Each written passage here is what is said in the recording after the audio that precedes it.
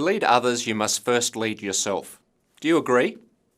Over the years, I've noted that leaders often come to this conclusion after participating in an intensive leadership development program. Typically, they enter such a program with objectives relating to influencing other people. They soon realise, however, that some of the highest priority issues they need to work on relate to self-leadership. In this presentation, we will explore the concept of self-leadership, what it is, why it is important to leadership, and what are some of the key components of self-leadership.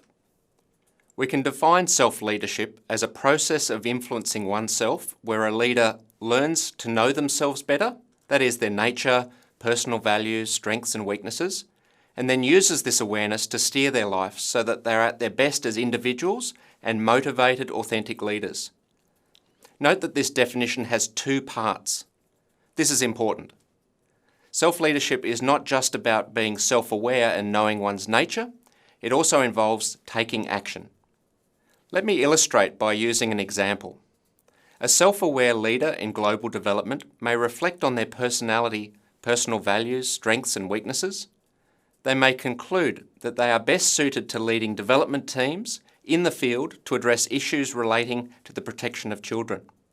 They may then take action to find an organisation and role that enables them to be doing work that aligns with their personal values and strengths. If they are successful, they would be in a good position to be a highly motivated, authentic, inspirational and competent team leader. So why is self-leadership important?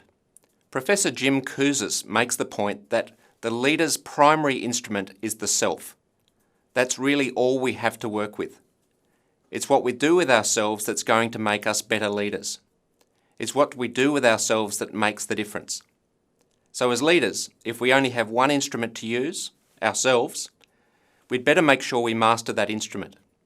In other words, we'd better make sure we excel at self-leadership. Dr. Ken Blanchard, co-developer of the situational leadership model, convincingly argues that in leadership development, we need to progressively build sets of competencies. Specifically, we need to start with self-leadership.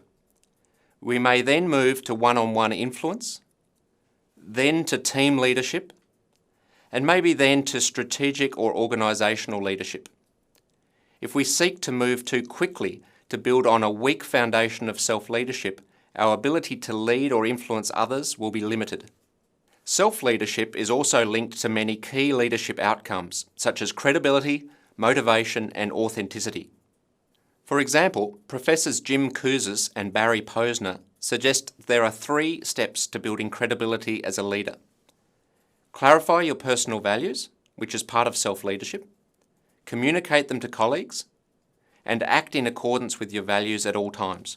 Similarly, self-leadership results in leaders working on issues, working in roles, and working in organisations that enable them to be at their best. For example, a leader's personal values may closely align with the values embedded in their organisation's culture, and their personality and professional strengths may ideally suit their organisational role.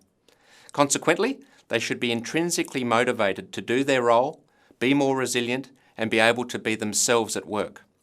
This enables them to be a respected, credible, authentic leader who people want to work with. Let's now look at 5 reflection questions.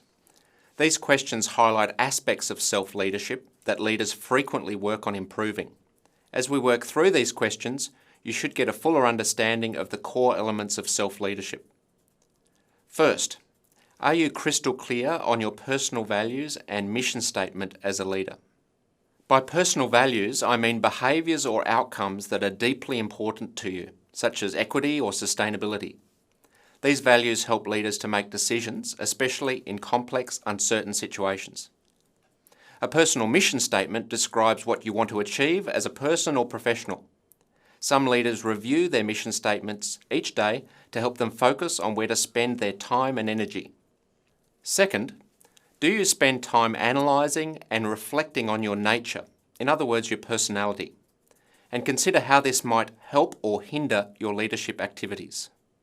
For example, if you are highly introverted, a thought leader role may suit you better than a boundary-spanning leadership role that requires a lot of networking. Third, Do you get frequent feedback from colleagues to help you build self-awareness of your strengths and weaknesses as a leader and identify ways to improve? Building self-awareness is an aspect of self-leadership that is critical for leadership effectiveness and development. There is a strong positive correlation between self-awareness and leader effectiveness.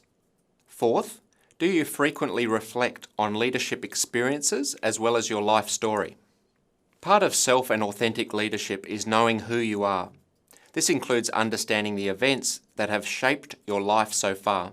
For example, the critical events or people that have clarified your core personal values or worldview. Fifth, do you excel at practical self-leadership skills such as managing time, building personal resilience, regulating your own behaviour, and managing your career? Most developing leaders I work with conclude there is lots of work to do here.